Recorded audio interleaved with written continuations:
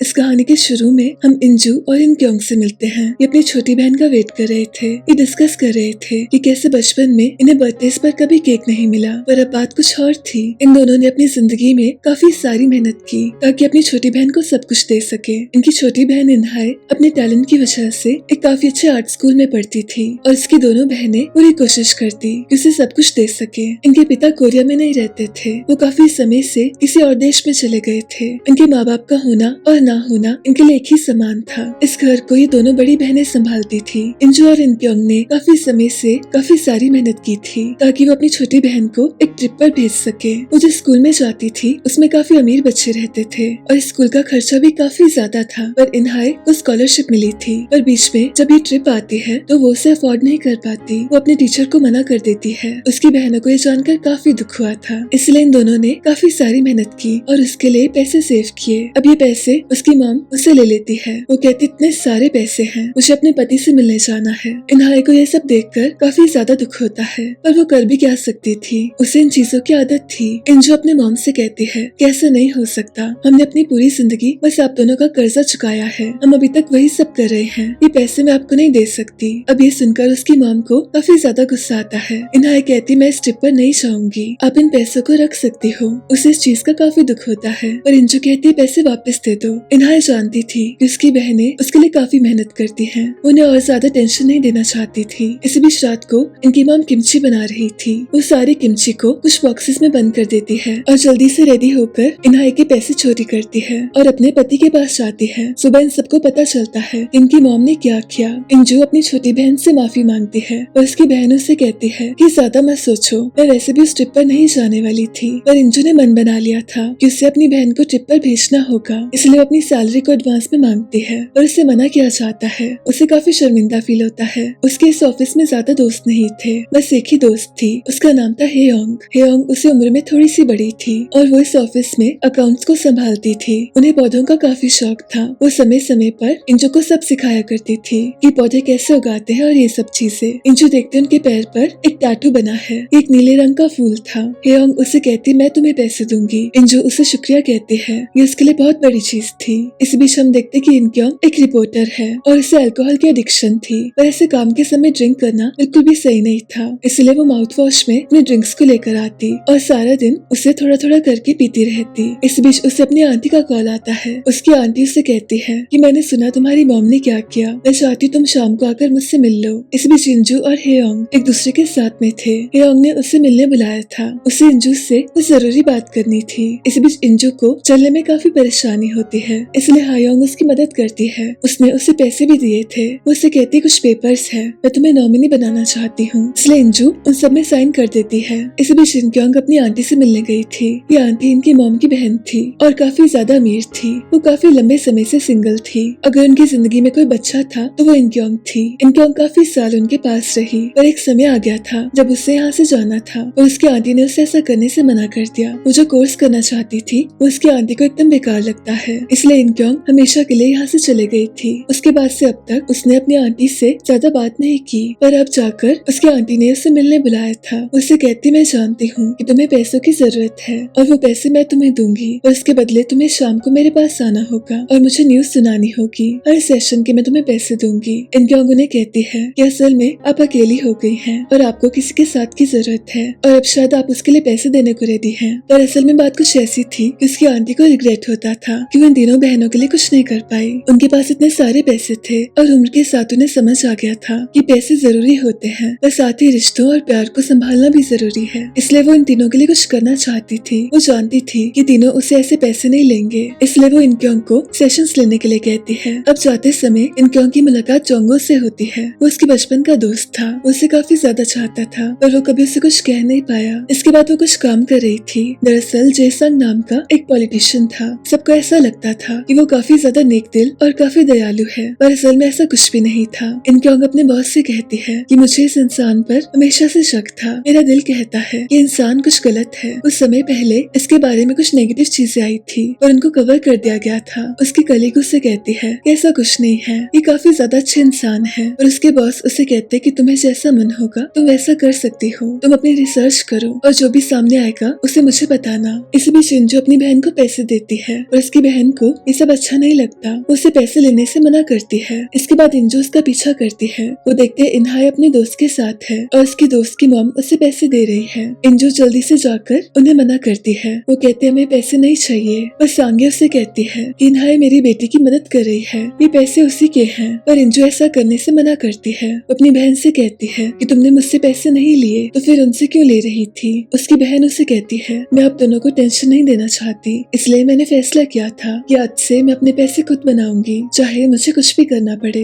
इंजू को ये सुनकर काफी ज्यादा बुरा लगता है। उसे कहते हमारे होते हुए तुम ये सब नहीं सोच सकती। अब उसकी दोस्त हेयोंग काफी समय से ऑफिस नहीं आई थी, इसलिए इंजू उसके पौधों का ध्यान रखती है। और इसी बीच उसकी मुलाकात होती है चोई दोइल से। वो उसे कहता है मैं इस ऑफिस में फंड्स मैनेज करता हूँ और हेयोंग के पास हमारे ऑफिस के सारे अकाउंट्स थे, पर काफी समय से वो गायब है, तो मैं जानना चाहता हूँ वो कहाँ पर गई है। तो इंजू को इस बारे में कुछ पता नहीं होता। इसी बीच शिनक्योंग अपनी रिसर्च कर रही थी। उसे पता चलता है कि जेसांग उतना भी सही नहीं है। उसके पास उसके खिलाफ काफी सारे सबूत थे। वो जेसांग से जाकर काफी सारे क्वेश्चंस करती है और जेसांग के पास इन सबका आंसर नहीं होता। वो ऐसे कुछ भी नहीं कह सकता था। उसके इलेक्शंस आने वाले थे। इसके बाद वो इनक्योंग को मिलता है। वो उसे कहता है तुमसे एक अजीब सी स्मेल आ रही है, या काम के समय तुम ड्रिंक कर रही हो। और उसकी कलीग उसकी वीडियो बना लेती है और इस वीडियो को सारे ऑफिस को दिखा देती है। और इसी बीच इंजू हेयोंग को ढूंढने गई थी। उसके घर में जाकर देखती है कि सारा सामान बिखरा हुआ है, मानो जैसे यहाँ पर कुछ तो हुआ था। और तब जाकर उसे रियलाइज होता है कि उसके दोस्त की मौत हो गई है। ये देखकर उसे काफी बड़ा शॉक लगता है।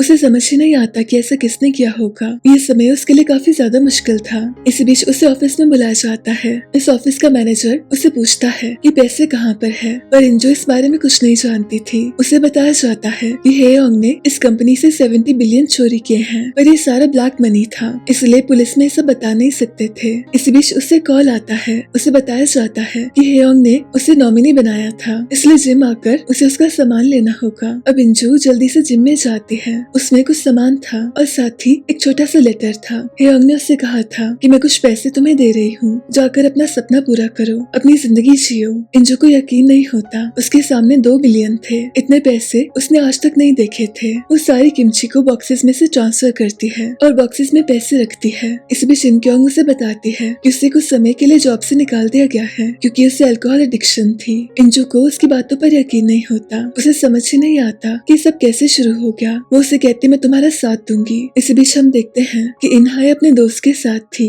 उसकी दोस्त ह्योरिन काफी ज्यादा रिच थी और इन्हाई उसके लिए पेंटिंग बना रही थी। इस बीच इंजू कुछ सामान ले रही थी और तभी उसे रियलाइज होता है कि वो तो काफी सारी आइसक्रीम ले सकती है और वो वैसे ही करती है। पर सवाल ये था कि पैसे आए कहाँ से, ये किसके पैसे हैं। उसे ये सब जानना था, इसलिए वो ऑफिस जाती है। वो कहती मैं इन्वेस्टिगेशन में आप सबकी मदद करना चाहती हूँ। दरअसल वो जानना चाहती थी कि पैसे कहाँ से आए। इस बीच शिनक्योंग अपनी आंटी के घर से वापस आ रही थी, तभी उसे जोंगहो मिलता है। उसका घर उसकी आंटी के बगल में ही था। उसे खाने पर इनवाइट करता है, पर तभी उसे कॉल आती है। वो शख्स से कहता है कि मैं तुम्हें जेसांग के खिलाफ एक सबूत दे सकता हूँ, तुम्हें मुझसे मिलना होगा। इसलिए शाम को इनक्योंग उससे मिलने जाती है और उस शख्स को किसी ने मार दिया था। इस बीच जोंगहो को यहाँ एक नीला सा फूल मिलता है। वह इंजू हेयोंग के अपार्टमेंट में आ गई थी। उसे जानना था कि क्यों हेयोंग ने उसके लिए इतने सारे पैसे दिए। उसकी सारी चीजें, उसका सब कुछ चेक करती है। उसे पता चलता है कि हेयोंग सिंगापुर जाती रहती थी। वो ये सारी चीजें मैनेजर को बताती है।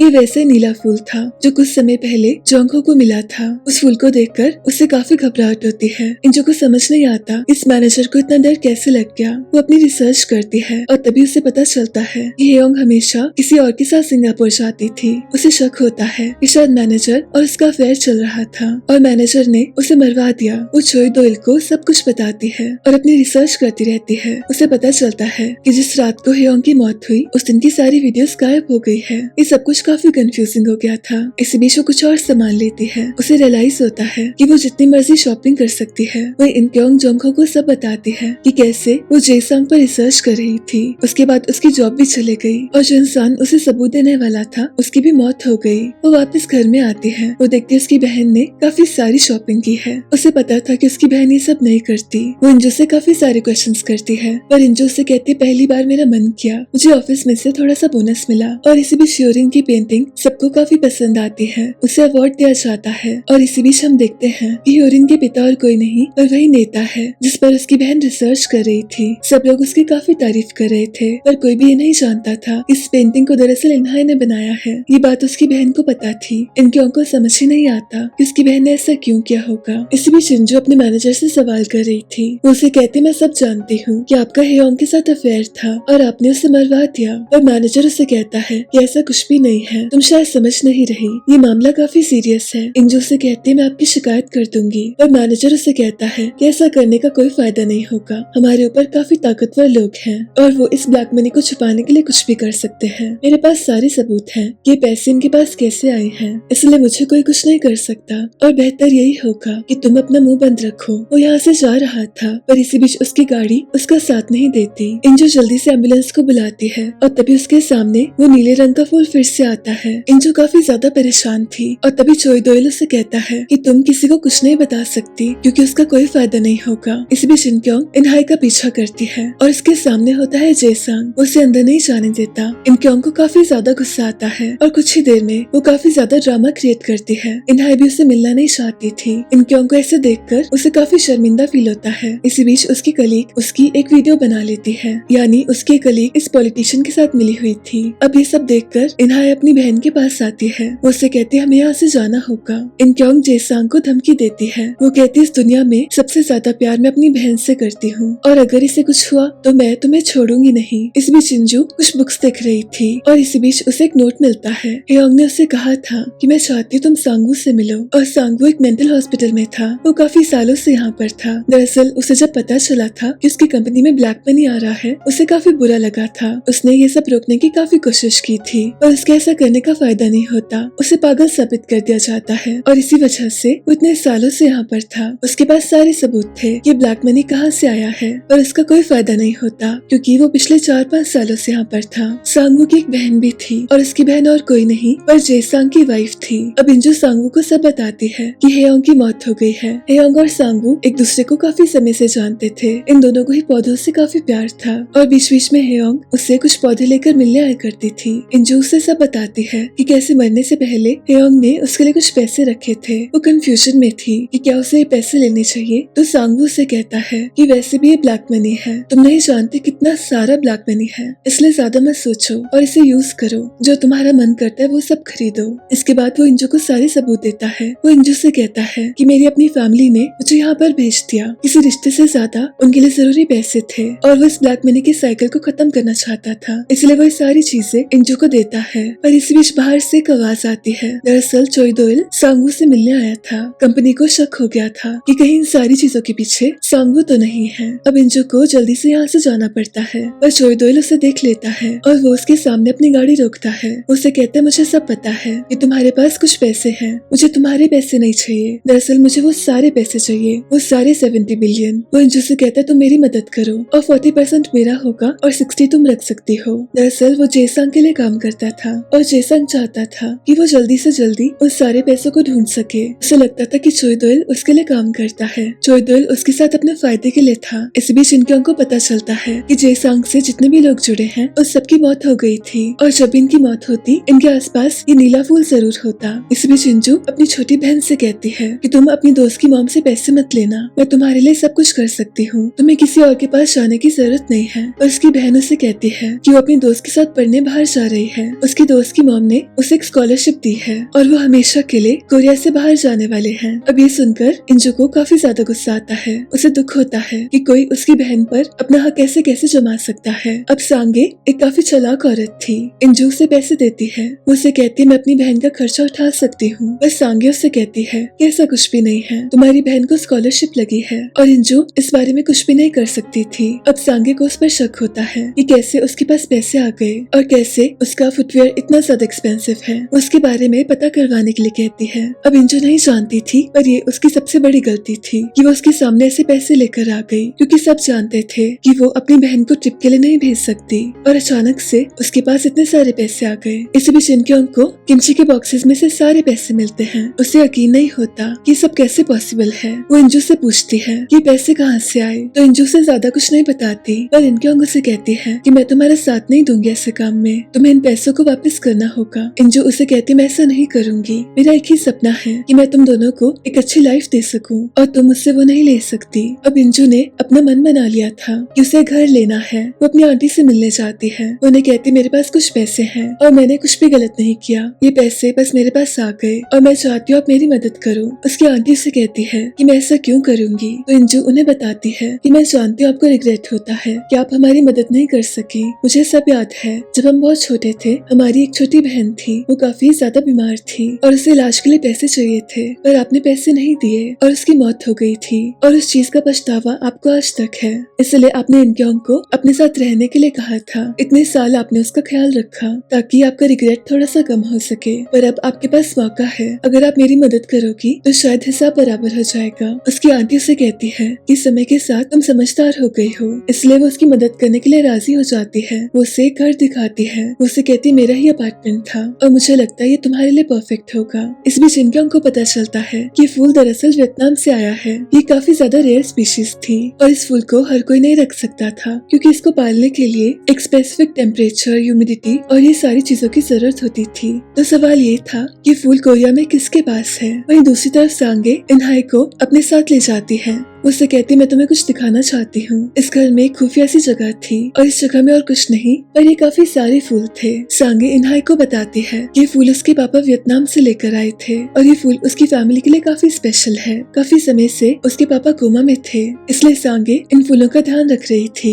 इसी बीच इनहाई उसकी पेंटिंग बना रही थी, पर तभी उसकी तबीयत खराब होती है और डॉक्टर्स बताते हैं कि उससे एक बीमारी है और इसके लिए इन्हें काफी सारे पैसों की जरूरत होगी। अब इंजू इनक्योंग से कहती है कि उससे वो पैसे यूज करने होंगे और अपनी बहन की जान बचाने के लिए इनक्योंग भी उसे कुछ नहीं कहती। इसी बीच चोई दोइल उसे कॉल करता है। वो उसे कहता भी पैसे लेने मत जाना, तुम पर सांगे और जेसांग की नजरें हैं, पर इंजू उसकी नहीं सुनती और कुछ ही देर में उसके सारे पैसे उससे ले लिए जाते हैं। इंजू कहते मुझे थोड़े से पैसे चाहिए, आप बेशक सारे पैसे रख लो पर मुझे बस थोड़े से ही पैसे दे दो, पर उसकी काफी बेइज्जती होती है। इसी बीच वहाँ सांगे और चोई दोइल आते हैं। वो उसे कहती तुम चिंता मत करो, इनहाई का इलाज मैं करवाऊंगी। वो इंजू को अपने साथ डिनर के लिए ले जाती है। इंजू देखती है वो बिल्कुल वैसे पेश आ रही है जैसे हेयोंग ने उसे उस दिन ट्रीट किया था। अब सांगे उसे बताती है कि हेयोंग उसकी सबसे अच्छी दोस्त थी, वो उसके लिए काम किया करती थी। वैसे वो कंपनी की एम्प्लॉय थी, पर ये कंपनी भी सांगे और जेसांग की थी, इसलिए वो सांगे के लिए काफी कुछ किया करती थी। वो उसके साथ सिंगापुर जाया करती थी। सांगे इंजू से कहती है कि मुझे हेयोंग के जाने का गम है, पर मुझे उसे रिप्लेस करना होगा, इसलिए मैं चाहती हूँ तुम मेरे लिए काम करो। और इंजू के पास कोई ऑप्शन नहीं होता, उसे अपनी बहन का इलाज करवाना था। अब सांगे और जेसांग इस टॉपिक को मीडिया में ले आते हैं। ये सबको ऐसा दिखाना चाहते थे जैसे इन्होंने काफी बड़ा सा काम किया है, पर इनक्योंग को ये सब मंजूर नहीं था। वो जाके अपनी आंटी से मदद मांगती है और कुछ ही देर में इनकी आंटी आती है। वो सारा बिल पे करती है। वो जेसांग से कहती है कि मैं अपनी फैमिली के लिए इतना तो कर ही सकती हूँ, मैं तुम्हारे पापा को भी जानती थी। अब जेसांग को याद आता है कि उसने इन आंटी को कहाँ देखा था। इसी बीच चोई दोइल को कुछ पता चलता है। वो इंजू से कहता है कि जाने से पहले हेयोंग ने उसके लिए काफी सारी प्रॉपर्टीज और काफी सारा पैसा छोड़ा है। इंजू को समझ ही नहीं आता कि ये सब कैसे मुमकिन है। तभी उसे याद आता है कि हेयोंग ने उससे काफी सारे फॉर्म साइन करवाए थे और उसे नॉमिनी बनाया था, पर चोई दोइल उसे कहता है कि तुम ऐसे सिंगापुर नहीं जा सकती, सबको तुम पर शक हो जाएगा, इसलिए मैं चाहता हूँ कि तुम सांगे का ऑफर एक्सेप्ट कर लो। वो समय समय पर सिंगापुर जाती रहती है और जब ऐसा मौका आएगा तुम उसके साथ जाना और तब जाकर तुम्हें बाकी पैसा मिलेगा। यानी वो सारे पैसे इंजू के ही थे। इसके बाद वो सांगे की जॉब को एक्सेप्ट कर लेती है और उसके साथ काम शुरू करती है। सांगे उसे बताती है कि वो कुछ समय के लिए बाहर जा रही है और पीछे से उसे उसकी बेटी का ध्यान रखना होगा। उसकी बेटी को काफी ज्यादा एंजाइटी होती थी। दरअसल बात कुछ ऐसी थी कि सांगे और जेसांग दुनिया के सामने काफी प्यार से रहते थे, पर असल में ऐसा कुछ भी नहीं था। इनके बीच में प्यार तो था, पर साथ ही काफी सारी लड़ाई और ये सब चीजें थी और इसी वजह से इनकी बेटी काफी ज्यादा परेशान रहती थी। पर जब से इनहाई उसकी जिंदगी में आई थी उसे काफी अच्छा लगने लगा था। उसे ऐसा लगता था कि कोई उसके साथ में है। अब क्योंकि इनक्योंग ने अपनी आंटी से मदद मांगी थी, इसलिए बदले में उन्हें भी उससे कुछ चाहिए था। दरअसल उनकी अपनी कंपनी थी और वो चाहते थे कि इनक्योंग उनके साथ काम करे। वो उसे पहले ही दिन इस कंपनी में काफी बड़ी सी पोजीशन देते हैं। दरअसल सांगे के पापा एक आर्मी ऑफिसर थे, उन्होंने कोरिया के लिए जंग लड़ी थी और वो वियतनाम गए थे। वो जब वहाँ से वापस आए उन्होंने काफी तरक्की हासिल की, उनके पास सब कुछ था और उनके ड्राइवर का बेटा जेसांग था। अब शुरू से ही जेसांग का एक ही सपना था कि उसे इस घर को अपना बनाना है। उसने वो सब कुछ किया जिससे सांगे के पापा को इम्प्रेस किया जा सके और कुछ ही समय में सांगे और जेसांग की शादी हो गई और फैमिली की सारी पावर जेसांग के पास आ गई थी। जेसांग ने हमेशा सांगे से प्यार किया पर वो उसके लिए काफी पॉसेसिव भी था। इन दोनों का प्यार काफी ज्यादा टॉक्सिक था। सांगे उसे अपने मतलब के लिए यूज करती, जेसांग के पास पावर थी और सांगे हमेशा उसका इस्तेमाल करती। ये दुनिया को ऐसे दिखाते जैसे ये परफेक्ट है, पर ऐसा कुछ भी नहीं था। समय समय पर ये आपस में लड़ते रहते और ये सारी चीजें इनकी बेटी को झेलनी पड़ती थी। अब इनकी फैमिली की सच्चाई इनहाए और इंजो के सामने थी। सांगे बीच बीच में अपने पापा से मिलने जाया करती थी। वो काफी समय से कोमा में थे। उसके पापा ने एक पार्टी शुरू की थी, काफी समय उन्होंने उसे लीड किया, पर आज उसका लीडर जेसांग था। उसके फिर से इलेक्शन आ रहे थे और वो उसकी तैयारी कर रहा था। इसमें श्योरिन एक अजीब सी पेंटिंग बनाती है। उसे पता नहीं था पर इस पेंटिंग की वजह से आगे जाकर काफी मुश्किल आने वाली थी। इसमें शिनक्योंग को पता चलता है कि उस नीले फूल के बारे में ज्यादा लोग नहीं जानते थे, पर एक शख्स थे जिनके पास सारी नॉलेज थी। इनका नाम था जैंग वांग। ये भी काफी समय पहले आर्मी में थे। ये सांगे के पापा के काफी अच्छे दोस्त थे। इनके पास भी नीला फूल था।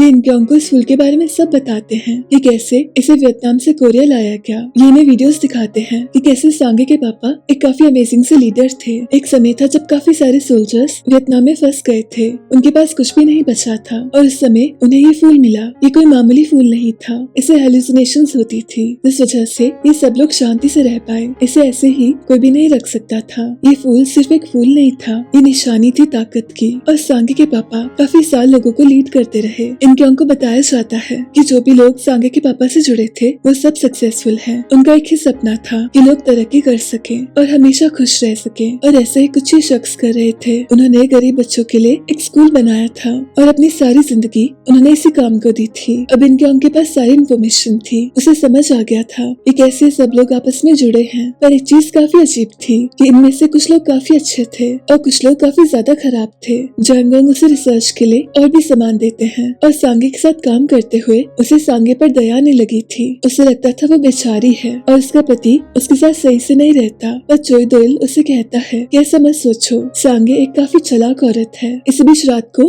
वो इनक्योंग के साथ डिनर कर रही थी। वो उसे कहती कि ऐसा ही फूल उसने एक समय पहले देखा था जब उसके मैनेजर की मौत हुई थी, और इसी बीच उसकी नजर इस पेंटिंग पर जाती है। ये नजारा बिल्कुल वैसा था जैसे उसने हेयोंग की मौत के समय देखा था। वो जाकर योरिन से पूछती है कि तुमने इसे कहाँ देखा है और उस दिन तुम्हारी मॉम कहाँ पर थी, तो वो उसे बताती कि उसने सारी चीजें अपने मॉम के सामान में देखी थी। उसकी मॉम के पास ऐसा प्ले हाउस था। तो इंजू उससे बताती है कि मेरी एक दोस्त की मौत हो गई थी और उस समय भी मैंने ऐसा ही कुछ देखा था, इसलिए प्लीज मुझे बताओ कि उस दिन तुम्हारी मॉम कहाँ पर थी। तो ये सब मिलकर उस दिन की सारी वीडियोस चेक करते हैं और इनके कार के कैमरा से इन्हें कुछ वीडियोस मिलती है। इन्हें पता चलता है कि हेयोंग की मौत के दिन उसके पास जेसांग गया था। अब सबूत इंजू के सामने था, पर योरिन से कहती है मैं सबूत आपको नहीं दे सकती क्योंकि आखिर में वो मेरे मम्मी पापा है और आप इस सबूत को लेने की कोशिश मत करना। जेसांग अपने इलेक्शंस में काफी बिजी था। इस बीच इनक्योंग मीडिया के सामने आती है और वो उस पर आरोप लगाती है उसने जेसांग की पार्टी पर कुछ इल्जाम लगाए थे और जेसांग इनक्योंग से परेशान हो गया था,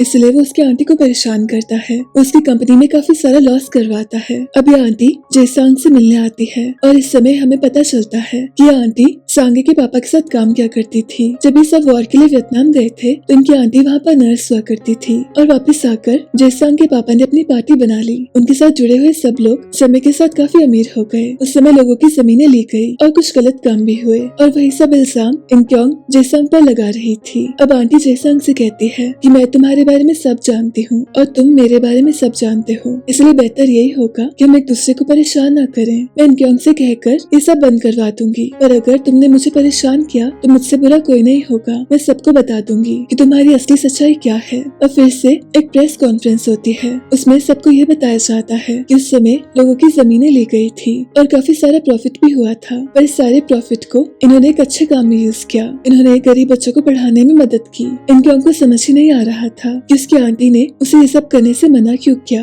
इनक्योंग जानती थी कि कुछ तो गड़बड़ है। उसे ये बात काफी अजीब लगी कि क्यों उसकी आंटी ने उसे जेसांग के पास जाने से मना किया। इस बीच उसे पता चलता है कि उसकी आंटी ने कुछ पुराने डॉक्यूमेंट्स को डिस्ट्रॉय करने के ऑर्डर दिए थे और इसी तरह सांगे इंजो को अपने पास बुलाती है। वो उसे कहती कि समय आ गया है, हमें सिंगापुर जाना होगा और मैं एक लंबे समय के लिए तुम्हारे साथ काम करना चाहती हूँ। मैं तुम्हें कुछ बताने वाली हूँ। दरअसल हमारी एक सोसाइटी है। मेरे पापा ने जब अपनी पार्टी बनाई थी तो उनके साथ काफी सारे लोग थे और इन सारे लोगों की एक सोसाइटी थी जो भी मेरे पापा के साथ जुड़ा उन्होंने जिंदगी में बस तरक्की की। इस सोसाइटी में जितने भी लोग हैं उन सबके पास ये नीला फूल जरूर है और आज ये फूल मैं तुम्हें दे रही हूँ। अगर मुझे तुम काबिल लगी तो तुम जरूर इस सोसाइटी का हिस्सा बन जाओगी। अब इंजू को लगता है कि सांगे एक अच्छी इंसान है और इसी बीच इनके को पता चलता है कि उसकी आंटी एक सोसाइटी का हिस्सा थी। ये वही सोसाइटी थी जिसे सांगे के पापा ने बनाया था। इन सारे मेंबर्स के पास एक नीला फूल जरूर था और आज यही फूल सांगे ने इंजू को दिया था। इंजू कुछ समय के लिए अपनी आंटी के पास रुकी थी, तभी चोई दोयल उससे मिलने आता है। वो उससे कहता है इस फूल को वापस कर दो, इसे रखना बिल्कुल सेफ नहीं है, पर इंजू उसकी एक नहीं सुनती।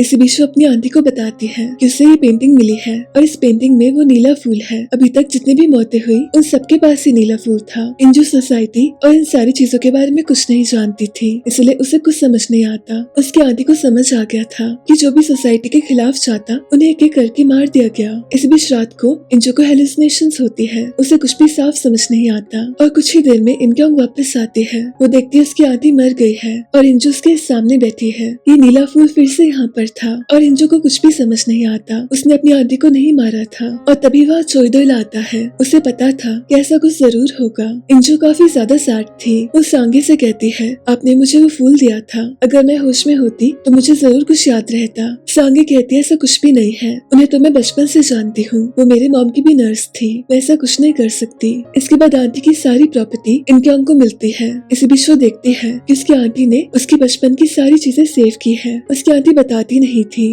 उन्हें उससे काफी लगाव हो गया था, उनके लिए वही उनका सब कुछ थी, इसलिए जाने से पहले उन्होंने सब कुछ उसके नाम कर दिया। उन्होंने उसे प्रोटेक्ट करने की कोशिश भी की थी, उन्होंने सोसाइटी के खिलाफ जाना चाहा और जेसांग को धमकी दी थी कि इनक्योंग को कुछ भी नहीं होना चाहिए, इसलिए आज उनके साथ ये सब हो गया। और इसी बीच इन्हें पता चलता है इनके घर के नौकर ने इनकी आंटी को मारा था और स्क्रीन के एंड में उसके पास एक नीला फूल होता है। सारी चीजें इनके सामने थी, जिसकी भी मौत होती उसके पास ये फूल जरूर होता। इसी बीच इन्हाई देखती है कि योरिन के मम्मी पापा फिर से काफी लड़ाई कर रहे हैं। योरिन काफी ज्यादा परेशान होती है, उसे यहाँ से भागने का मन करता था। इसी बीच वो इन्हाई को एक कमरे में ले जाती है। इस रूम में उसकी मॉम का सामान था और इसी सामान में एक छोटा सा प्ले हाउस था। उसकी मॉम ने एक छोटा सा रूम बनाया था और इस रूम का नजारा ठीक वैसा था जैसे हेयोंग के मौत के समय था। और तब जाकर इन्हें समझ आता है कि असली गुनहगार जेसांग नहीं पर योरिन की मॉम है। सच बात तो ये थी कि सांगे थोड़ी सी पागल सी थी, वहीं दूसरी तरफ इनक्योंग कुछ सबूत देख रही थी और उसे पता चलता है कि काफी समय पहले एक औरत को जेल हो गई थी। वो जेसांग के लिए काम करती थी। असली बात तो ये थी कि जेसांग ने किसी को मार दिया था और इसका इल्जाम इस औरत पर डाल दिया था और ये औरत असल में चोई दोयल की मॉम थी। अपने बेटे को सेफ रखने के लिए उन्होंने इस गुनाह को अपने सर ले लिया था। वो वैसे भी कुछ नहीं कर सकती थी क्योंकि जेसांग के पास पावर थी, इसलिए इंजू और इनक्योंग चोई दोयल की मॉम से मिलने गए थे। उन्हें पता चला था कि सोसाइटी में से ज्यादा लोग जिंदा नहीं हैं। चोई दोयल की मॉम और उसके पिता भी जिंदा है। उसकी मॉम तो काफी समय से जेल में थी और उसके पिता काफी समय से गायब थे। उन्होंने सोसाइटी को एक्सपोज करने की कोशिश की थी, जिसके बाद उन्हें मारने की कोशिश की गई थी। वो अकेले इन सबके सामने नहीं आ सकते थे, उन्हें काफी सालों से छुपकर रहना पड़ा। इनक्योंग चोई दोयल की मॉम से कहती है कि आपको गवाही देनी होगी कि आपने किसी को नहीं मारा था और आपको सोसाइटी के बारे में सब कुछ बताना होगा। अगर आप ऐसा नहीं करोगी तो जेसांग जरूर आपके बेटे को शिकार बनाएगा। वो वैसे भी सबको यूज करता है। चोई दोयल उनके लिए काफी समय से काम कर रहा है और अब समय आ गया है कि आप अपनी आवाज उठाओ। इसके बाद इंजू चोई दोयल को सब बताती है कि कैसे वो उसकी मॉम से मिली थी। चोई दोयल को ये सुनकर काफी गुस्सा आता है क्योंकि ये उसका पर्सनल मैटर था, पर इंजू से कहती है कि अब समय आ गया है कि तुम जेसांग के लिए काम मत करो, हम इस सोसाइटी को एक्सपोज करेंगे। मेरे पास वो सारा प्रूफ है। मुझे कंपनी के ओनर के बेटे ने वो सारे सबूत दिए थे, जिससे पता चलता है कि ब्लैक मनी कहाँ से आया और इनक्योंग के पास भी सबूत है। हमें बस कुछ लोगों की जरूरत है। वो उसे उसके पिता का एड्रेस देती है और चोई दोयल उनसे मिलने जाता है। वो इतने सालों के बाद अपने पिता से मिला था और इसके कुछ ही समय में इनक्योंग भी उसके पिता के पास आती है। वो उनसे मिलना नहीं चाहते थे, इसलिए इनक्योंग को उनके डॉग्स का शिकार बनना पड़ता है ताकि वो उनसे बात कर सके। जोंगहो इस जगह पर वीडियोस बनाता है, पर जैसे इनक्योंग उसे बताती है कि वो एक रिपोर्टर है, चोई दोयल के पापा को उस पर काफी गुस्सा आता है। वो उन्हें यहाँ से जाने के लिए कहते हैं। वो काफी समय पहले हार मान गए थे, वो अब और कुछ नहीं करना चाहते थे, इसलिए वो शांति से काफी समय से छुपकर रह रहे थे। इसके अगले ही दिन इंजू का बर्थडे होता है और उसके सिंगापुर जाने का समय आ गया था। दरअसल उसका प्लान था कि वो सांगे के काम से सिंगापुर जाएगी और वहाँ जाकर अपनी सारी प्रॉपर्टी और सारा पैसा अपने पास रख लेगी और हमेशा के लिए गायब हो जाएगी। वो जाने से पहले अपनी छोटी बहन से मिलती है, उसे सब बताती है और उसकी बहन उसे वो वीडियो देती है जिसे योरिन ने उसे देने से मना किया था। इंजू अपने प्लान के लिए काफी ज्यादा एक्साइटेड थी। उसका आज बर्थडे भी था और उसे ऐसा लग रहा था जिसकी नई जिंदगी की शुरुआत है। पर इसी बीच चोइदोल उसे बताता है कि उन्हें कुछ फोटोज मिली हैं और ऐसा लग रहा है कि हेयोंग अभी भी जिंदा है। इंजो को यकीन नहीं होता कि ऐसे कैसे मुमकिन है। वो चोइदोल से कहती है कि हमें जल्दी से जल्दी यहाँ से जाना होगा। इस बीच योरिन परेशान हो गई थी। उसका मन करता था कि वो हमेशा के लिए यहाँ से चले जाए। वो इन्हाई के साथ मिलकर यहाँ से जाने का प्लान बनाती है। वो उसे बताती है कि उसके पास काफी सारे पैसे हैं, पर जब तक वो 18 की नहीं होती ये पैसे उसे नहीं मिलेंगे। पर ऐसा होने में ज्यादा समय नहीं था। कुछ ही समय में वो 18 की हो जाएगी और ये सारे पैसे उसके हो जाएंगे। उसके बाद इन्हाई और वो मिलकर एक अच्छी जिंदगी जिएंगे और शांति में रहेंगे। और इसी बीच इंजू सिंगापुर जाती है। उसे ऐसा लगता है ये जिंदगी उसी के लिए बनी है। उसे फाइनली काफी अच्छा लगने लगा था। और कोरिया में इनक्योंग इस घर में अकेली रह रही थी और तभी उसे नीचे से शोर आता है और कुछ ही देर में उसे रियलाइज होता है कि चोइदोल के पापा उसके सामने हैं। उसे कहते मैं तुम्हारी मदद करना चाहता हूँ और मैं जेसंग को हमेशा के लिए मारना चाहता हूँ। पर इंजू से ऐसा करने से मना करती है। उसे कहते हम किसी को मारेंगे नहीं, बस उनके गुनाह सबके सामने लेकर आएंगे। वही सिंगापुर में एक ऑक्शन था और इसी के लिए इंजू यहाँ पर आई थी। इंजू बस अपना काम कर रही थी और इसी बीच उसे लगता है कि जैसे उसने हेयोंग को देखा और चोइदोल उसे कहता है ऐसा कुछ भी नहीं है, अगर वो यहाँ होती तो मुझे जरूर पता चलता। अब इसके बाद इन दोनों को अपने पैसे लेने थे और इसी बीच इंजू को एक मैसेज मिलता है। उसमें लिखा था कि चोइदोल जेसंग के साथ मिला हुआ है, तुम्हें यहाँ से जाना होगा। और तभी उसकी नजर हेयोंग पर जाती है, इसलिए इंजू को जैसे ही पैसे मिलते हैं वो जल्दी से पीछे के रास्ते से यहाँ से चली जाती है। पर इसी बीच उसका एक्सीडेंट होता है। उसे बिल्कुल होश नहीं रहता। उसे अजीब सी चीजें दिखाई देती हैं। उसे ऐसा लगता है कि हेयोंग उसके पास आई है और वो उसे कह रही है कि तुम्हें यहाँ से जाना होगा, तुम यहाँ पर सेफ नहीं हो, तुम्हें पैसे लेकर जाना होगा। और कुछ ही देर में इंजू को होश आता है। उसे रियलाइज होता है कि वो काफी समय से होश में नहीं थी। उसके पैसे भी उसके साथ में थे और उसके सामने शूज रखे थे। उसे ऐसा लगता है कि ये शूज उसे हेयोंग ने दिए थे। वो जल्दी से यहाँ से जाने का प्लान बनाती है और चोइदोल उसे ढूंढने की कोशिश करता है। इस बीच इंजू हेयोंग के रूम में आ गई थी। उसके सामने एक ड्रिंक पड़ा था। वो जल्दी से उसे पी लेती है और काफी लंबे इंतजार के बाद उसे ऐसा लगता है कि हेयोंग आ गई है और असल में ये सांगे होती है। इस बीच इन दोनों को पता चलता है कि जिस रात को हेयोंग की मौत हुई थी सांगे इस घर से बाहर गई थी। उसने जाते समय एक कोट पहना था और यही कोट हेयोंग की बॉडी पर था। उन्हें समझ आ गया था ये सारा काम सांगे ने किया है और अब सांगे इंजू के पास थी। वो उसे कहती तुम कितनी बेवकूफ हो, मुझे तो हमेशा से पता था कि वो सारे पैसे तुम्हारे पास है। हेयोंग मेरे काफी करीब थी पर उसने मुझे धोखा दिया। उसने ये सारे पैसे मुझसे ले लिए और देखो आज क्या हुआ, तुमने वो सारे पैसे निकाल लिए और सबको मेरे पास ले आई हो। ये सारा मेरा ही प्लान था, इसलिए मैंने तुम्हें हायर किया था। तुमने जो ड्रिंक पिया था उसमें वो नीला फूल था और कुछ ही देर में तुम बेहोश हो जाओगी और मैं तुम्हें रास्ते से हमेशा के लिए मिटा दूंगी। अब कुछ ही देर में मैं तुम्हें मार दूंगी। पर सांगे देखती है इस बैग में पैसे नहीं है। इंजू इतनी भी बेवकूफ नहीं थी। उसे पता था कुछ तो अजीब है और इसी बीच वहाँ चोइदोल आता है। वो उसे कहता है इससे पहले तुम कुछ करो, जेसंग को तुमसे बात करनी है।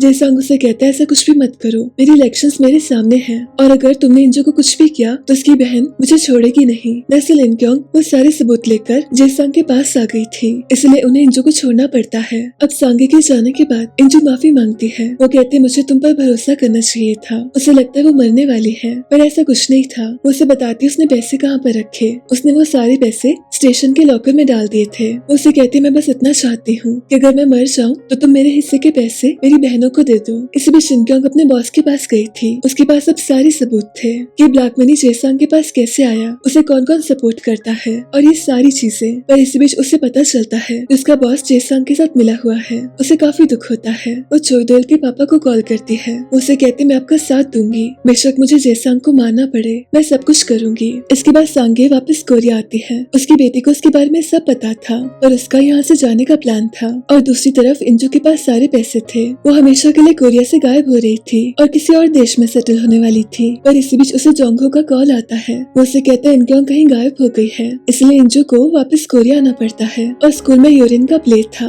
इसी बीच बच्चे बातें कर रहे थे कि इन्हाई गायब हो गई है और ये सुनकर उसे काफी एंजाइटी होती है। उसे जब होश आता है तो उसकी मॉम उसे बताती है कि उसकी दोस्त हमेशा के लिए चली गई है। उसने उसके पैसे ले लिए और यहाँ से हमेशा के लिए भाग गई। अब कहीं न कहीं यूरिन को पता था कि जरूर इसमें उसकी मॉम का हाथ है। इन्हाई ऐसा नहीं कर सकती थी। वो अपनी मॉम से कहती उसे जाने दो, मुझे इस बारे में कुछ नहीं सोचना। और यूरिन का सोचना एकदम सही था। उसकी मॉम ने इन्हाई को एक रूम में बंद कर दिया था। उसे कहती मेरी बेटी हमेशा मेरे पास रहेगी और तुम इस रूम में बंद रहोगी। इसी बीच इंजू भी वापस आ गई थी। ये सब लोग मिलकर मिलकर इनक्योंग को ढूंढ रहे थे। इसी बीच वो उसकी लोकेशन को ट्रैक करते हैं और इंजू को रियलाइज होता है ये तो वही लोकेशन है जहाँ इतने सालों से सांगवू है। इंजू सांगवू से काफी समय से मिलना चाहती थी और उसके लिए ऐसा करना मुश्किल था, इसलिए उसे छुप छुप कर उसके पास जाना पड़ा। वो उसे सब कुछ बताती है और उसकी मदद मांगती है। वो उसे कहती है अगर आप गवाही देंगे तो जरूर कुछ हो सकता है, आपको यहाँ से आजादी मिल सकती है। इसलिए सांगवू उसका साथ देने के लिए रेडी हो जाता है। इनक्योंग उसे लेकर यहाँ से भाग जाती है और चोइदोल के पापा उसका बाहर इंतजार कर रहे थे। इसके बाद शाम को ये सब लोग साथ में होते हैं। जोंगहो उसे कहता है कि आगे से ऐसा मत करना, तुम मेरी फीलिंग्स को नहीं समझती तो कोई बात नहीं, पर कम से कम मुझे शांति दे दो। मैं बस इतना चाहता हूँ कि तुम हमेशा खुशी से रहो। इसके बाद ये प्लान बनाते हैं कि मीडिया के सामने सब कुछ रिवील कर देंगे और सांगवू सबको सब कुछ बता देगा। पर सांगवू जानता था कि ऐसा कुछ नहीं होगा। मीडिया भी जेसांग के लिए काम करती थी, इसलिए वो जेसांग को मिलने बुलाता है। उसे कहता तुमने मेरी जिंदगी बर्बाद कर दी, इतने साल मुझे उस पागल खाने में रखा। इन दोनों में काफी ज्यादा हाथापाई होती है। जेसांग उसे कहता मैं अपने मकसद के लिए कुछ भी कर सकता हूँ, मुझे चाहे कितनों को मारना पड़े मैं वो सब करूंगा। और जेसांग उसे भी मार देता है। अब इसी बीच इंजू अपनी बहन को लेने गई थी और योरिन उसे बताती है कि शायद उसकी मॉम ने इन्हाई को कहीं छुपा दिया है, इसलिए वो उसे ढूंढते हैं। और कुछ ही समय में इन्हाई इनके सामने होती है। इस रूम में और भी सामान था, बैंक के सारे पासबुक्स और सांगे का सारा सबूत। अब सांगे को सुबह जाकर रियलाइज होता है कि उसकी बेटी यहाँ से चले गई है और इन्हाई भी गायब हो गई है। उसकी बेटी ने जाने से पहले उसे एक नोट लिखा था। उसने अपनी मॉम से कहा था कि उससे यहाँ सफोकेशन होती है, उसे यहाँ से जाना होगा। अब उसकी मॉम के पास कोई रास्ता नहीं था, इसलिए वो एक्सेप्ट कर लेती है कि उसकी बेटी वापस नहीं आने वाली। इंजू भी उससे मिलने आई थी। उसे कहती बेहतर यही होगा कि मैं अपनी बहन और आप अपनी बेटी को कुछ समय के लिए अकेला रहने दे, मैं भी नहीं जानती वो कहाँ पर है। और इसी बीच इनक्योंग को एक वीडियो मिलती है। इस वीडियो को देखकर उसे काफी दुख होता है। उसने अपना मन बना लिया था कि वो जेसांग का सफाया करके रहेगी। वो चोइदोल की मॉम को सबके सामने ले आती है और उसकी मॉम सबको बताती है कि कैसे कुछ समय पहले जेसांग ने किसी को मार दिया था और उसका सारा इल्जाम उसके सर पर डाल दिया। जेसांग काफी मुश्किल में आ गया था। वो अपनी तरफ से सब कुछ करता है जिससे इन्हें रोका जाए। वो चोइदोल के पापा को अरेस्ट करवा लेता है। जेसांग इनकी कमजोरियों पर वार करता और उसे ऐसा लगता कि सब कुछ ठीक रहेगा, पर ऐसा कुछ भी नहीं था। दरअसल इनक्योंग के पास जो वीडियो आई थी उसमें जेसांग सांगवू को मार रहा था। सांगवू को पता था कि मीडिया के पास जाने से कुछ भी नहीं होगा, इसलिए उसने अपना ही सैक्रिफाइस कर दिया। और ऐसा जब हो रहा था उसने छुपकर एक वीडियो बना ली जो कि सीधा इनक्योंग के पास आ गई। अब इस कॉन्फ्रेंस में इस वीडियो को प्ले किया जाता है और जेसांग के पास बचने का कोई ऑप्शन नहीं था। सारी दुनिया ने उसकी सच्चाई देख ली थी और इसी बीच इनक्योंग ने मीडिया को सारे सबूत दे दिए थे। अब सांगे काफी परेशान थी। उसके पति ने उसका नाम खराब किया था, इसलिए उसके कहने पर उसके पति को उसके लिए अपनी जान देनी पड़ती है। जेसांग ने आज तक उसके लिए सब कुछ किया था और उसकी पत्नी ने उसकी जान मांग ली, उसने वो भी उसे दे दी। अब सांगे काफी गुस्से में थी। उसने अपना मन बना लिया था कि वो इन बहनों को बर्बाद कर देगी और जो भी उसकी मदद करेगा उन्हें भी जान से मार देगी। इसके बाद इंजू के सारे पैसे उसके बैंक से गायब हो जाते हैं और पुलिस उसे अपने साथ ले जाती है। उसे लगता है कि शायद ये सांगे ने किया है, पर अभी उसकी मुसीबतें कम नहीं हुई थी। इसी बीच कोई चोइदोल को मारने की कोशिश करता है। इनक्योंग उसे सब कुछ बताती है और इंजू का लॉयर से कहता है कि बेहतर यही होगा कि आप अपना गुनाह कबूल कर लो। आप पर इतने सारे पैसे चोरी करने का आरोप लगा है, आप इससे बच के कहीं नहीं जा सकती। पर इनक्योंग ऐसा नहीं चाहती थी। वो अपनी तरफ से सारे सबूत ढूंढती है। वो सबके पास जाती है जिनके पास सांगे के खिलाफ कुछ भी था। वो हेयोंग के केस को फिर से स्टडी करती है कि उस समय क्या क्या हुआ था। उसे पता चलता है कि हेयोंग के पापा ने कुछ भी कहने से मना कर दिया है। इसी तरह सांगे जेंगोंग से कहती है कि आप मेरे पापा के सबसे अच्छे दोस्त थे और इन तीन बहनों ने मुझे काफी परेशान किया, मेरे पति को भी मरवा दिया। मैं चाहती हूँ इनक्योंग को हमेशा के लिए रास्ते से हटा दो। वो इनक्योंग को किडनैप करवा लेता है। इसके बाद सांगे इंजू से मिलने जाती है। वो उसे कहती तुम्हें यहाँ से कोई नहीं बचा सकता, तुम्हारी बहन भी मेरे कब्जे में है। इंजू को ऐसा लगता है सब उसकी गलती है, आज उसकी बहन उसकी वजह से खतरे में थी। पर सांगे एक चीज नहीं जानती थी कि इनक्योंग जेंगोंग से पहले भी मिले थी, इसलिए जेंगोंग उसे हर्ट नहीं करते, उसे बोलने का मौका देते हैं। और इनक्योंग उन्हें सब बताती है कि कैसे सांगे ने सब कुछ किया और उसी की वजह से उसका भाई भी मरा है। ये सुनकर जेंगोंग को काफी दुख होता है क्योंकि सांगे और जेसांग की वजह से उनके दोस्त के बेटे की मौत हो गई। उन्हें सब जानकर काफी ज्यादा दुख होता है। इसके बाद इंजू को कोर्ट में लाया गया था और चोइदोल अपनी गवाही देता है। उसे इंजू को बचाना था। वो सबको बताता है कि वो पैसा कहाँ से आया और कैसे वो इंजू के अकाउंट में गया। उसके पास सारे सबूत थे। वो बताता है कि इंजू के अकाउंट में कोई भी पैसे नहीं है। दरअसल इंजू के अकाउंट से पैसे उसी ने गायब किए थे और इनके सारे पैसों को इन्हीं की फैमिली के अकाउंट्स में डलवा दिया था। इसके बाद वो इंजू से मिलता है। वो उसे कहता है मैं तुम्हें कुछ नहीं होने दूंगा। इस बीच इनक्योंग मीडिया के सामने फिर से आती है। इन्हाई ने इंजू को कुछ वीडियोस दी थी और ये सारी वीडियोस अब इनक्योंग के पास थी। वो सबको बताती है कि जिस दिन हेयोंग की मौत हुई थी उस दिन सांगे एक कोट पहनकर उसे मिलने गई थी और इसी कोट में उसने हेयोंग को मार दिया और साथ ही जैंगवांग भी मीडिया के सामने आ गए थे। वो सबको बताते हैं कि सोसाइटी की शुरुआत लोगों की भलाई के लिए हुई थी पर कुछ ही समय में करप्शन आ गया और लोगों ने इसे अपने इस्तेमाल के लिए यूज किया। जो भी पार्टी के खिलाफ जाता उससे मरवा दिया जाता। अब इनक्योंग ने फाइनली सब कुछ प्रूव कर दिया था कि कैसे इतने सालों से इतना सब कुछ हो रहा था। इसके बाद इंजू का ट्रायल होता है। वो कहते मेरे पास जिंदगी में कभी पैसे नहीं थे और अचानक से जब ये सारे पैसे मेरे पास आए तो मैं कुछ भी समझ नहीं पाई। मुझ में लालच पैदा हो गया था और अचानक से कुछ ऐसा होता है जिसकी किसी को उम्मीद नहीं थी। हेयोंग सबके सामने आती है और सांगे को भी समझ नहीं आता कि वो जिंदा कैसे है क्योंकि उसे तो सांगे ने ही मारा था। अब हेयोंग आकर सबको ब्लैक मनी के बारे में सब बताती है और सांगे पर मुसीबतों का पहाड़ आ जाता है और इंजू को बेगुनाह साबित किया जाता है। इस बीच हेयोंग उसे मिलने आती है।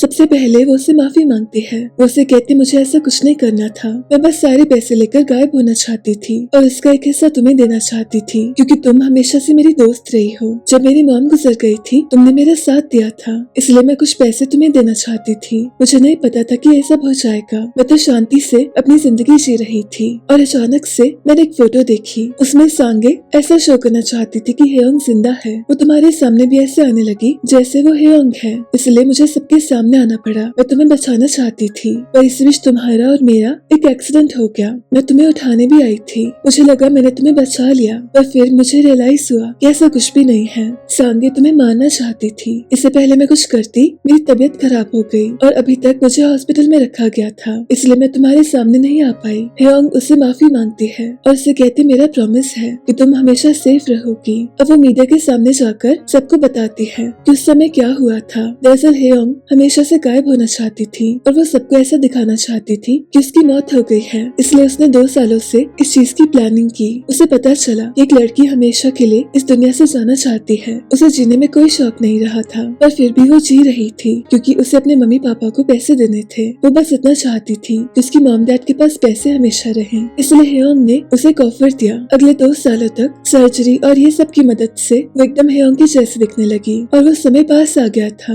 जब वो अपनी जान लेने वाली थी और हेयोंग हमेशा के लिए जाने वाली थी। और उससे पहले सांगे को पता चल गया था कि हेयोंग ने उसके पैसे लिए हैं और वो हमेशा के लिए यहाँ से जाने वाली है, इसलिए वो उसके घर में आकर उसे मार देती है। पर वो जानती नहीं थी कि असल में उसने उसकी बहरूपिया को मारा है। अब इस चीज का प्रूफ हेयोंग के पास था। उसके घर में कैमरास लगे थे और वो सारा सबूत मीडिया को देती है। अब सांगे जानती थी कि उसे कोई नहीं बचा सकता पर उससे सबसे ज्यादा गुस्सा जैंगवांग पर आया था। अगर वो इनक्योंग का साथ नहीं देते तो आज ये सब नहीं होता। वो उनको और अपने पापा को हमेशा के लिए रास्ते से हटा देती है। इसके बाद वो हेयोंग को किडनैप करती है और इंजू को मिलने बुलाती है। वो उससे बताती है कि कुछ ही देर में यहाँ एसिड की बारिश होगी और हेयोंग हमेशा के लिए जल जाएगी पर इंजू उसे बचा लेती है। इस बीच वहाँ चोइदोल भी आता है। ये सब यहाँ से जा रहे थे और तभी सांगे इंजू को रोकती है और तभी इंजू सांगे को जोर से पुश करती है और सांगे की स्टोरी हमेशा के लिए इन फूलों के साथ खत्म हो जाती है। और इसी बीच इनक्योंग ने मीडिया को सारे सबूत दे दिए थे कि कहानी कहाँ से शुरू हुई थी। वैसे कहानी साहस की थी कि कैसे कुछ आर्मी वालों ने एक मुश्किल समय में एक फूल का सहारा लिया और वापस आकर अपनी ही दुनिया बना ली। पर इस दुनिया में अच्छाई से ज्यादा बुराई पैदा होती रही और इसका खत्म होना जरूरी था। इसके बाद चोइदोल को कुछ काम के लिए यहाँ से जाना था। वो इंजू से कहता है कि तुमसे फिर से मुलाकात होगी। इस बीच हेयोंग को कुछ समय की सजा हुई थी। उस पर पैसे चोरी करने के आरोप लगे थे और साथ ही उसकी वजह से इसकी जान गई थी। इंजू उसी पुराने घर में रह रही थी। इस बीच उसे पता चलता है कि जाने से पहले उसकी आंटी ने उस अपार्टमेंट को उसके नाम पर कर दिया था। बेशक उसके पास पैसे नहीं थे और उसके पास ये घर जरूर था। उसके मन में प्लानिंग चल रही थी कि वो इस घर को रेंट पर देगी और उससे उसे लगातार पैसे आएंगे। इसे भी शिनक्योंग जोंगहो से कहती है कितने सालों तक मैंने तुम्हारी फीलिंग्स को इग्नोर किया। मुझे रियलाइज हो गया है कि मुझे तुमसे प्यार है, तुम मेरे लिए काफी इम्पोर्टेंट हो। दरअसल कुछ साल पहले जोंगहो ने इनक्योंग से कहा था कि वो उसके साथ कोरिया से बाहर आ जाए। वो उसे सपोर्ट कर सकता था और उसे जो कोर्स करना था उसमें उसकी मदद कर सकता था, पर इनक्योंग ने उसे मना किया था। वो हमेशा उसे दूर करती रही पर अब उसे समझ आ गया था कि जोंगहो उसके लिए जरूरी है। उसे कहते मुझे वो कोर्स करना है और मैं चाहती हूँ तुम मेरे साथ चलो। और ये जानकर जोंगहो को भी काफी खुशी होती है कि फाइनली इनक्योंग ने उसका साथ देने का फैसला किया। वो अपनी बहन को सब कुछ बताती है और ये दोनों फिर से अपनी नॉर्मल जिंदगी में वापस आ गए थे। पर एक चीज इन्हें मालूम नहीं थी थी। दरअसल जिस रात को योरिन और इन्हा इनके पास आए थे वो यहाँ से भागने वाले थे, पर इसी बीच चोइदुल ने उनको देख लिया। वो इंजू के लिए नोट लिख कर गए थे कि उन्हें ढूंढने की कोशिश मत करना। तो इंजू को सच में नहीं पता था कि उसकी बहन कहाँ पर है, पर चोइदुल जानता था। उसने इन्हें एक सेफ जगह पर रख दिया था और इंजू के अकाउंट से सारे पैसे उसने योरिन के अकाउंट में डलवा दिए थे। योरिन सांगे की फैमिली थी। चोइदुल को पता था कि वो पैसे वहीं पर सबसे ज्यादा सेफ रहेंगे। अब जैसे योरिन 18 की होती है उसे उन पैसों की कस्टडी मिलती है। ये पैसे इतने ज्यादा थे इसलिए वो उन पैसों को सब में डिवाइड कर देती है। सबको काफी बड़ी सी रकम मिलती है, पर सबसे ज्यादा पैसे इंजू को मिलते हैं। इन्हा चाहती थी कि वो आगे से कभी पैसों की चिंता न करे और उसे जिंदगी में जो भी करने का मन हो वो वही सब करे। उसने आज तक अपनी फैमिली के लिए काफी कुछ किया, अब उसकी एंजॉय करने की बारी थी। तो आखिर में जैसे तैसे ये पैसे उसे मिल ही गए। तो इसी के साथ इस कहानी का अंत होता है। मेरी आपसे फिर से मुलाकात होगी एक और नई कहानी के साथ।